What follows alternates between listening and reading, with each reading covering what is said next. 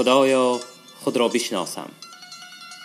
کتاب خاطرات از ادبیات شناس و نویسنده شهیر تاجیک زنده یاد رسول هادی زاده. تهیه و صدا رامین هادی زاده.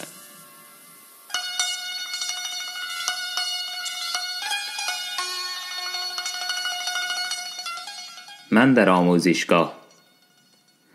آموزشگاه خواندنم به ترتیب و تنظیم درآمد. تا این وقت از صنف به صنف جهیدن و به دستور و برنامه مشخص خواندن نصیبی من بود.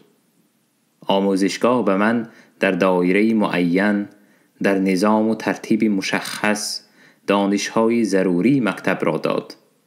از طرف دیگر آداب و اخلاق متین و پاکیزه که بیشک معلمان با کوشش و همت جانسپارانه به دانشجویان تلقین می نمودند، محیط سالم و روح پروری به وجود آورده بود که به تربیت و تکامل شخص جوان تأثیری مثبت داشت.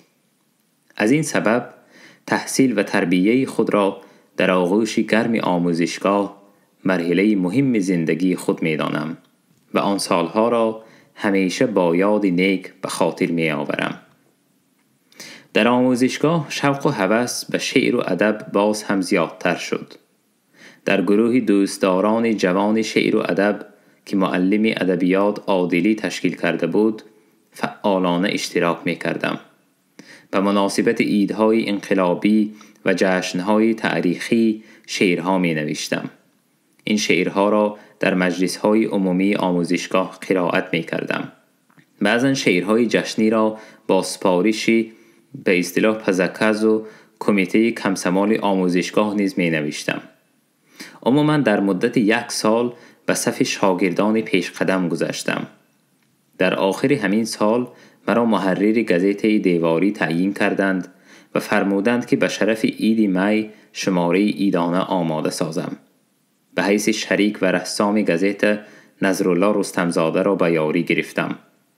رستمزاده نیز به آموزشگاه برابر من داخل شد، هرچند و 1 صنف در مکتب از من مقدم تر بود و می توانست به کرسی دوم داخل شود.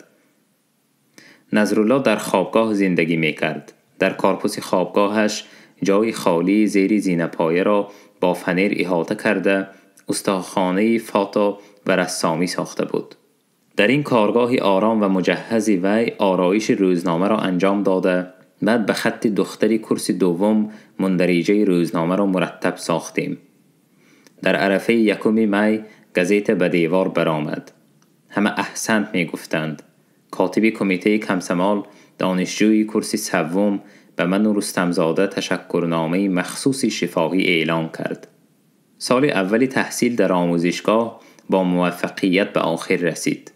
نتیجه های امتحانات نیز 4 و 5 بود. در کرسی دوم معلم عادلی شوق و هوس مرا به ادبیات باز هم زیادتر کرد.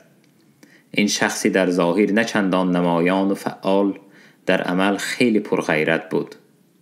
عادلی در ظاهر چندان جاذبه نداشت، اما مرد خوشخصال و نیک سیرتی بود. شعر را با آوازی نرم، مؤثر و معنیدار قرائت می کرد. هر ماه 1 یا 2 بار محفل دوستداران شعر و ادب را جمع می کرد. ما شعرهای خود را می خواندیم و همراه وی تحلیل می نمودیم. در یک جمع آمدی محفل پیشنهاد کرد که جوانان شعر دوست باید گزیته دیواری خود را داشته باشند. نام روزنامه دیواری را اسلوبی جوانان گفت و به محرری آن مرا تعیین کرد. به همین طریقه من محرر 2 گزیته دیواری شدم و اینجا هم نظرالله رستمزاده را به شریکی و مددگاری جلب کردم. به کار دوستان نزدیک و همسالان را نیز از کورس‌های دیگر شریک کردم. دوست و خویش بچه نزدیکم عظیم خان را که از من 1 سال کلان بود و 1 کورس پایین تر می خواند نقاش روزنامه تعیین کردیم. عظیم خان از پدرش صالح خان که پسری عمو بزرگ من موسی خان مفتی بود در شیرخوارگی یتیم مانده، با پرستاری مادری بیچاره‌اش در ردیف دیگر برادرانش کلان شد. خوب می خواند. کمی هنری نقاشی داشت که برای گزیته دیواریمان استفاده می بردیم. با عظیم خان دوستی قرین ما تا وفات نابهنگام وی سال 1986 دوام کرد.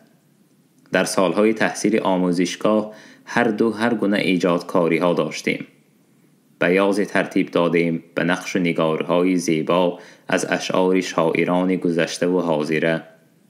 به مناسبت عیدها هر گونه شعار و صورتها کشیده به دیوار حولی ها نصب می کردیم. فانوس های عیدانه می ساختیم.